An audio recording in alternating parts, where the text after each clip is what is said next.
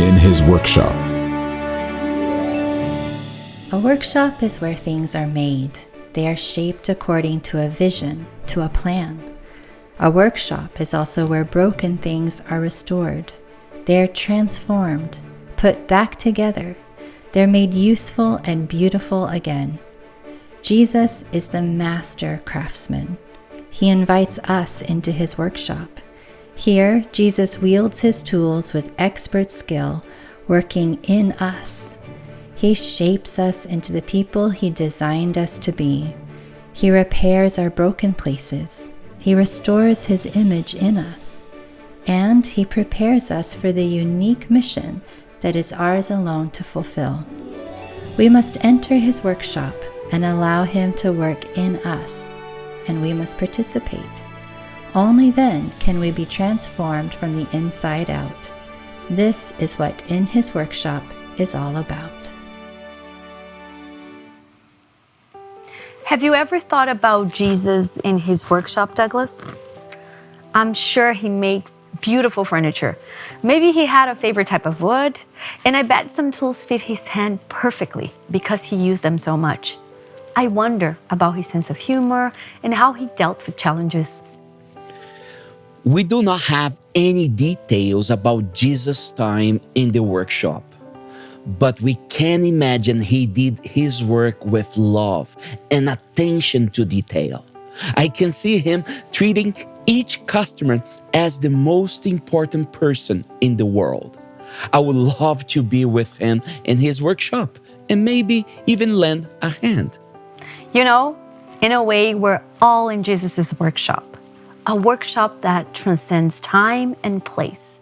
Instead of working with wood, Jesus works with people. He takes our ups and downs and turns them into a personalized training program. He molds us into the person he knows we can be. That's very true, Rebecca. But I would add that unlike wood, which cannot protest or have its own ideas, we need to cooperate with him.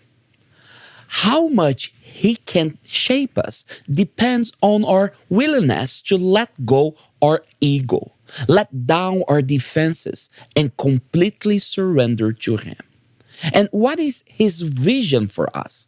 Well, it is to shape us for a meaningful purpose in his kingdom. That is right, Douglas. And that brings us to this part of our journey together in his workshop.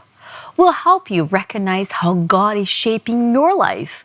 We'll encourage you to partner with him to unleash your God-given potential. Rather than resist, we hope you will embrace his guidance and work hard to make any necessary changes. This way, you can beautifully fulfill your unique purpose in God's kingdom. But Douglas, let's make it clear what we mean when we talk about work. We're not talking about working for our salvation.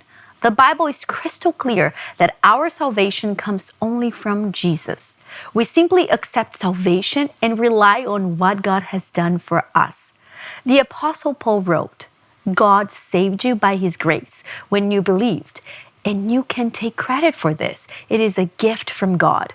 Salvation is not a reward for the good things we have done, so none of us can boast about it. Absolutely, Rebecca. Thank you for making that clear. Now that we have embraced Jesus and received his salvation, God is shaping us for something extraordinary. Ephesians 2 also says, for we are God's masterpiece. He has created us anew in Christ Jesus so we can do the good things he planned for us long ago. This verse reminds us that we are uniquely crafted by God to fulfill the wonderful purpose he has for each of us. We've all been created to reflect God's image. That is our primary purpose. But we've been affected by sin. It cripples our ability to reflect his image. Now, in God's workshop, we're on a journey to restoration, to be transformed into the likeness of Jesus, who shows us what God is like. Colossians 1 says, Christ is the visible image of the invisible God. As we follow Jesus, we become more and more like him, reflecting God's image in the world. And we are in this together. We need to support and uplift each other as we are in God's workshop. Douglas, maybe viewers today question whether God is working in their lives. Maybe they don't see any evidence of his activity. They feel left outside of his workshop, left to figure things out on their own. Well, I have good news for you. The real question is not, God, are you working in my life? Rest assured that God is always at work, whether we see it or not. Think about it. God worked through Balaam and Jonah, two very imperfect men, and one of them was even a heathen, an unbeliever. If God can work through them, then he can work in your life. He certainly has not left you on your own.